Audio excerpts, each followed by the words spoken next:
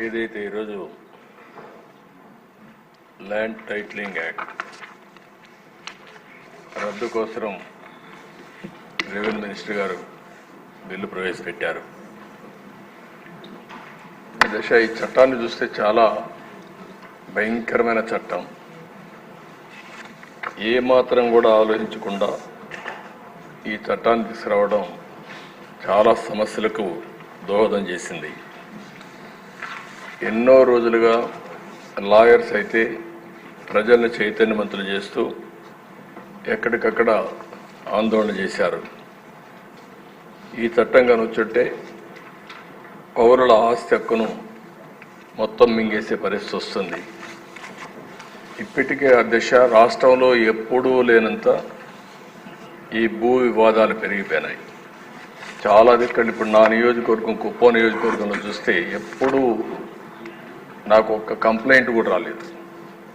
40 ఏళ్ళ నుంచి నేను అక్కడ సీఎంగా, ముఖ్యమంత్రిగా, ఎమ్మెల్యేగా, ప్రతిపక్ష నాయకుడిగా ఉన్నాను. ఈ 5 ఏళ్లలో జరిగిన అవకతవకలు ఆ నియోజకవర్గంలో ఎక్కువ కంప్లైంట్లు వచ్చేది భూ వివాదాలపైన వచ్చాయి. నేను చిన్న చిన్న మీటింగ్లు పెట్టుకొని మాట్లాడేటప్పుడు ఏదైతే 22A ఎవరైనా భూమి ఉంటే దాని పక్కన 22A అని వేసేస్తే అది ప్రభుత్వ భూమి అయిపోతుంది. అక్కడి నుంచి ఎవరైతే సెటిల్మెంట్ చేసుకోవాలనుకుంటారో వీళ్ళందరూ రావడం, నెగోషియేషన్స్ మొదలు పెడతారు. లేకపోతే ఇది గవర్నమెంట్ భూమి అవుతుంది. మనం కానీ ఒప్పుకుంటే, వాళ్ళు ఒప్పుకుంటే దాన్ని ఆటోమేటిక్గా మళ్ళీ ప్రైవేట్ భూమి కింద 22A తీసేసి మళ్ళా ప్రైవేట్ భూమి కింద సెటిల్మెంట్ చేసుకునే పరిస్థితికి వచ్చారు. అధ్యక్ష, టెక్నాలజీ కూడా చాలా ప్రమాదం. నేరస్తుల దగ్గర టెక్నాలజీ ఉంటే మొత్తం మార్చేయడం, రికార్డులు మార్చడం చాలా ఈజీగా అయిపోయే పరిస్థితి వస్తుంది. ఇప్పుడు దానికి తోడు మీరు చూస్తే అధ్యక్ష, ఇటీవల కాలంలో ఇవన్నీ కూడా సెంటిమెంట్స్ ఉంటాయి. భూమి అనేది తరతరాలుగా వారసత్వ ప్రకారం వస్తుంది. మా తాత, మా ముత్తాత ఇచ్చిన భూములు ఇప్పుడు కూడా మాకు వస్తూ ఉంటాయి ఆ కుటుంబానికి. అలాంటి భూమిలో పట్టాదారు పాస్ పుస్తకాలు ఇవ్వడం ఆనవాయితీగా పెట్టుకుంటాం. రాజముద్రేస్తాం, అంటే ప్రభుత్వం ముద్రేసిస్తాం. అలాంటిది ముఖ్యమంత్రి ఫోటో వేసుకొని పట్టాదారు పాస్ పుస్తకాలు ఇవ్వడం అంటే సెంటిమెంట్స్తో ఆడుకోవడం. ఇది ఎక్కడ చూడలేదు అధ్యక్ష, ఎవ్వరూ చేయలేదు ఇంతవరకు కూడా. అలాంటివి చేశారు.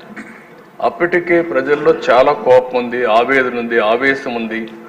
ఏమీ చేయలేని పరిస్థితిలో ఉన్నారు. అయితే ఇటీవల భూ సర్వే కూడా అన్నారు.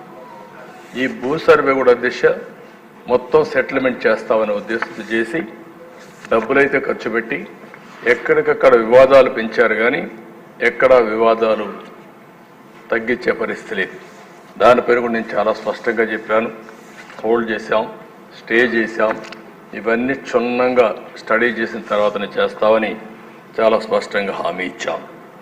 అధ్యక్ష, ఈ చట్టం వల్ల పౌరుల ఆస్తి మొత్తం లాగేసే పరిస్థితి వస్తుంది. అంటే ఇంకా రాను ఇందులో మీరు చూస్తే అధ్యక్ష వెరీ ఇంట్రెస్టింగ్. నేను అన్ని మీటింగుల్లో మాట్లాడాను. కనీసం ఒక్క మాట మేము ఇది చెయ్యము, ఇది ఉద్దేశం లేదని ఒక్క మాట చెప్పలేదు. అంటే ఇందులో చూస్తే భూ వివాదంలో 533 సివిల్ కోర్టు అధికారాలని సెక్షన్ 335 నిషేధిస్తుంది. అంటే ఇంక అధికారం లేదు. ఎక్కడికి పోవాలి? నేరుగా హైకోర్టుకి వెళ్ళాలి. ఎంతమంది హైకోర్టుకి వెళ్ళగలుగుతారు? అంటే ఇక్కడ ఏ విధంగా పెట్టారో మనకు దీన్ని బట్టి అర్థమవుతుంది. ఇంకొక పక్క ఏ వ్యక్తినైనా ల్యాండ్ టైటిలింగ్ ఆఫీసర్గా నియమించుకోవచ్చు 5(1). అంటే ఇప్పటికే మనం చూస్తున్న సాక్షిలో పనిచేసే అందరినీ తీసుకొచ్చి ప్రభుత్వాలు పెట్టారు. రేపు కూడా వీళ్ళ గుమస్తాలు మొత్తం తీసుకొచ్చి ఇక్కడ పెట్టేస్తారు.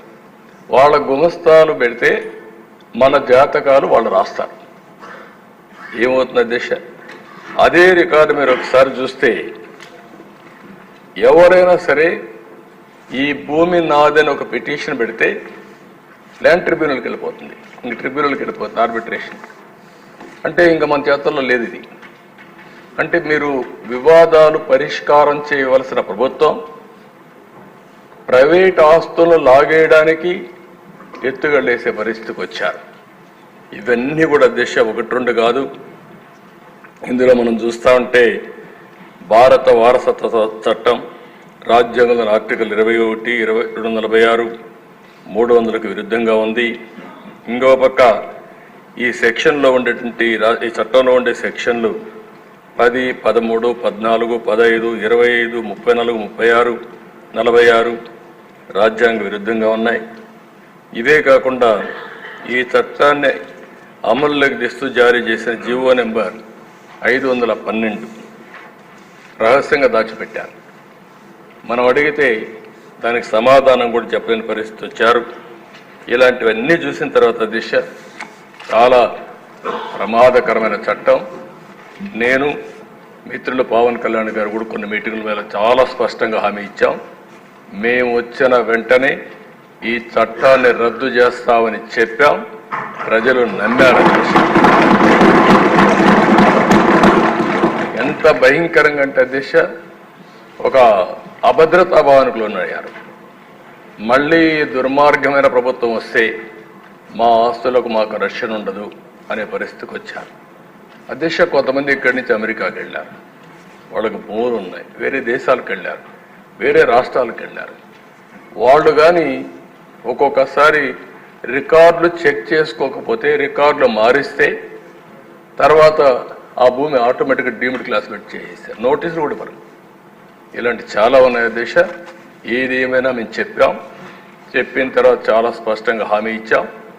హామీ ప్రకారం మొదటి సంతకం ఏదైతే నేను చెప్పానో డిఎస్సి అని మొదటి 5 సంతకాల్లో ఈ ల్యాండ్ టైటిలింగ్ యాక్ట్ కూడా పెట్టి రద్దుకు ప్రతిపాదన పెట్టాం. మొదటి క్యాబినెట్లో దీన్ని ఆమోదించాం.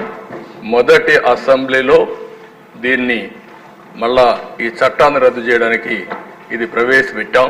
ఇది మా చిత్తశుద్ధిని మరొక్కసారి తెలియజేసుకుంటూ సభ్యులందరూ కూడా దీన్ని ఏకగ్రీవంగా బలపరిచి ఈ నల్ల చట్టానికి మంగళం పాడాల్సిందిగా మరొక్కసారి ప్రార్థిస్తూ, ఈ ప్రభుత్వం ఏ మాత్రం కూడా అజాగ్రత్తగా ఉండం, ప్రజల ఆస్తులు కాపాడుతాం, ప్రాణాలకు రక్షణగా ఉంటాం.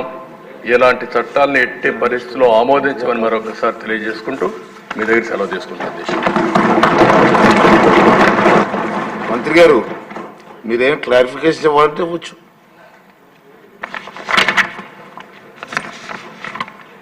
అందరూ కూడా ఏకగ్రీవం హర్షించారు అధ్యక్ష. ఎందుకంటే రిపీల్మెంట్ అనేది ఈ యాక్ట్ ఒక రిపీల్మెంట్ ఎంత అవసరమో సామాన్య మనిషితో పాటు ప్రతి ఒక్క అంటే ఆస్తి ఉన్నప్పటికీ లేనప్పటికీ కూడా ఇలాంటి చట్ట వ్యతిరేకమైనటువంటి నల్ల చట్టాలు ఉన్నటువంటి ఈ యొక్క